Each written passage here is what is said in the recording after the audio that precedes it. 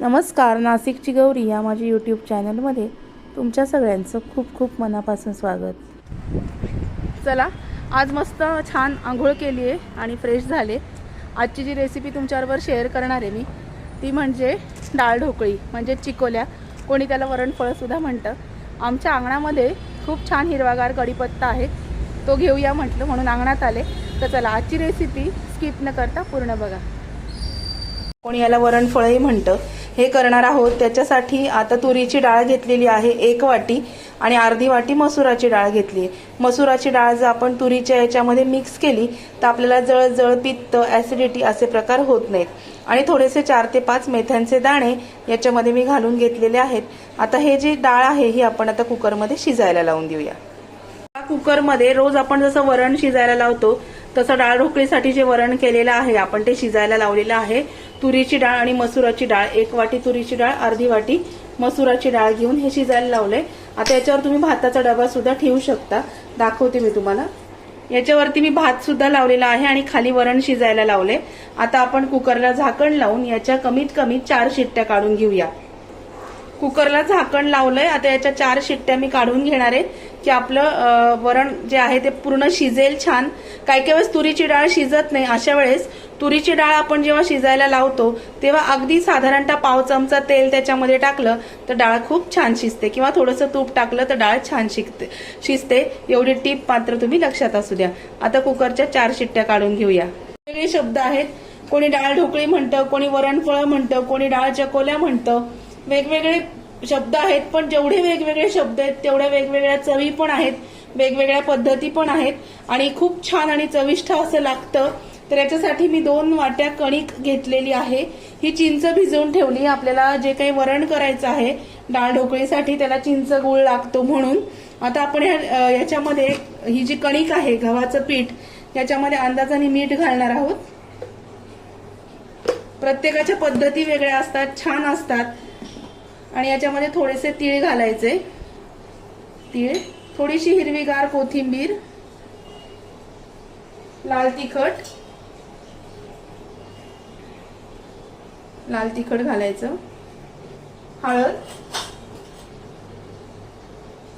आणि ओवा आपण याच्यामध्ये घालणार आहोत।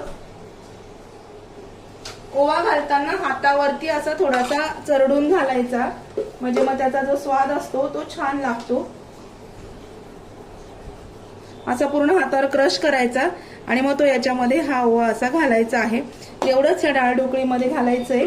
आणि आता हे छान जे पीठ आहे आपण जसं पोळीला भिजवतो त्याच्यापेक्षा किंचित घट्ट, खूप जास्त घट्ट नाही, तसं आपण आता हे भिजवून घेऊया।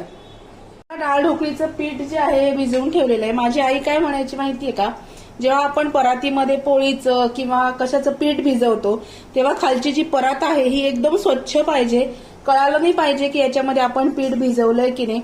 अजिबात त्या परातीला लडफड होता कामा नये, म्हणून अशी स्वच्छ परात करायची। असं छान मळून परात स्वच्छ करून घ्यायची।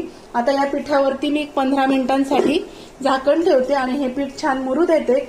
मुरल्यानंतर डाळ ढोकळी कशी करायची ते पण तुम्हाला दाखवते। आपल्याला कोणी याला डाळ ढोकळी म्हणतं, कोणी याला वरणफळ म्हणतात, पण अतिशय चविष्ट आणि पौष्टिक असा हा आपला महाराष्ट्रीयन पारंपरिक पदार्थ आहे। फोडणी करून घेऊया। याच्यात टाकायची थोडी मोहरी, हिंग, आणि ऍक्च्युली ही गुजराती पद्धत आहे डाळ ढोकळी। गुजरातकडचे जे लोक आहेत हे खूप करतात आणि सगळ्यांनाच अगदी खायला प्रिय आहे असा हा डाळ चकोल्यांचा प्रकार आहे। प्रकारने डाळ चकोल्याच आहेत ह्या। हे बघा, आता याच्यामध्ये घालूया हिंग,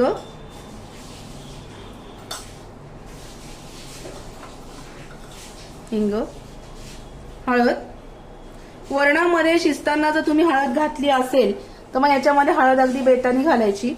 कढीपत्ता आणि 3 ते 4 लसणाच्या पाकळ्या हातानेच अशा वाटीनी चरडून घेतलेल्या, 3 ते 4 लसूण पाकळ्या हातावर अशा सांडशीमध्ये किंवा अशा वाटीनी चरडलेल्या घालायच्या आहे। कढीपत्ता घालायचा आहे याच्यामध्ये आणि याच्यामध्ये थोडेसे आपण दाणे घालणार आहोत। हे दाणे छान मस्तपैकी खमंग याच्यामध्ये परतून घ्यायचे।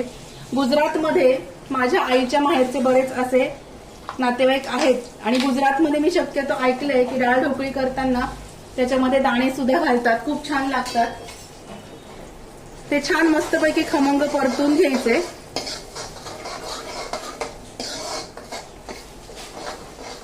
आणि मग आपण जे शिजवलेलं आता वरण आहे ते आपण याच्यामध्ये घालूया. आणि ज्या दिवशी भाजी नसेल त्या दिवशी आपण म्हणतो ना की आता काहीच भाजी नाहीये, आज आपण मस्तपैकी वरणफळ बनवूया.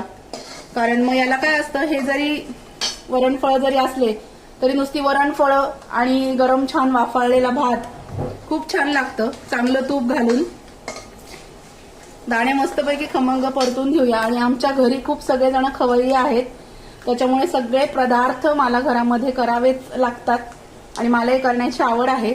खवय्ये लोक घरामध्ये असले की वेगवेगळे पदार्थ मात्र बनवले जातात. दाणे मस्तपैकी परतून घेतलेत, मी गॅस बारीक करते.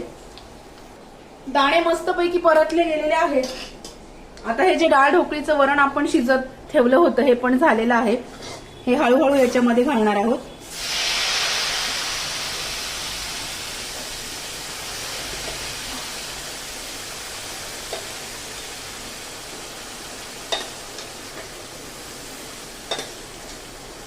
आणि याच्यामध्ये आपण आता अंदाजाने पाणी घालूया. मी अंदाजाने पाणी घालते. पाणी तुमच्या अंदाजानुसार, कारण आपण जेव्हा डाळ ढोकळीच्या ज्या शंकरपाळ्या असतात त्याच्यामध्ये जेव्हा सोडतो तेव्हा त्याचं पीठ थोडंसं याच्यात उतरतं, घट्टपणा नॅचरली येतो. पाणी बेतानी घालायचं, म्हणजे तुमच्या अंदाजानुसार घालायचं. पाणी घातल्यानंतर गॅस मी मोठा करणार आहे. हे कोळलेली जी चिंच आहे हे घालणार याच्यात. थोडासा काळा मसाला, लाल तिखट याच्यामध्ये घालून घ्यायचं. एकदम खूप कढईभर पाणी टाकायचं नाही, कारण काय होतं, आपण जेव्हा याच्यामध्ये चिकोल्या सोडतो ना तेव्हा ते वर येतात आणि मग कढईच्या बाहेर यायची शक्यता असते. त्याच्यामुळे अंदाजाने हे करायचंय आपल्याला. काळा मसाला, लाल तिखट तुमच्या चवीनुसार, तुमच्या आवडीनुसार. आता याच्यामध्ये घालून घेते मीठ.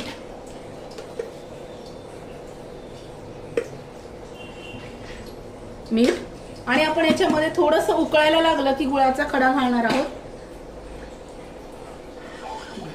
चिंच आणि गुळ मस्ट आहे. आता मी गुळ घालते. आता आपण याच्यामध्ये गुळ घालूया. गुळ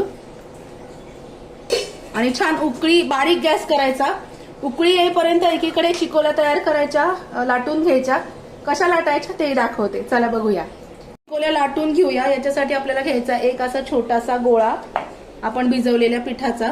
त्याचा छान असा पेढा तयार करायचा, पिठामध्ये बुडवायचा आणि पोळीसारखी पोळी लाटायची. फक्त पोळीपेक्षा गोळा जास्त थोडासा जाड घ्यायचा आहे. आता आपण ही पोळी लाटून घेऊया.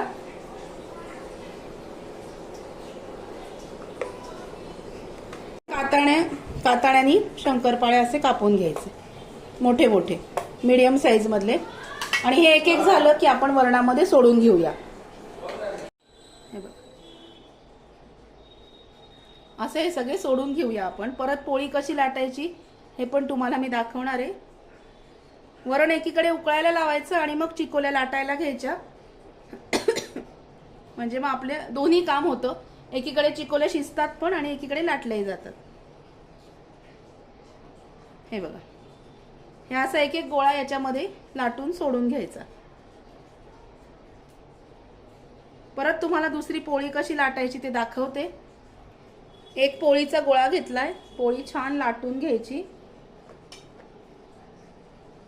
जाड गोळा घ्यायचा. चिकोल्या करताना खूप पातळ पण नाही लाटायच्या आणि खूप जाड पण नाही, मीडियम आकारावर.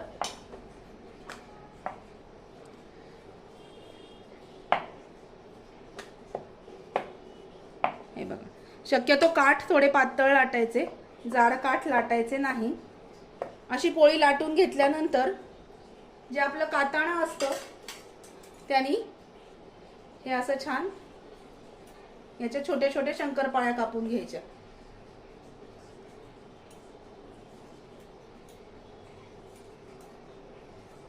आणि अशा तिरक्या तिरक्या. हे बघा,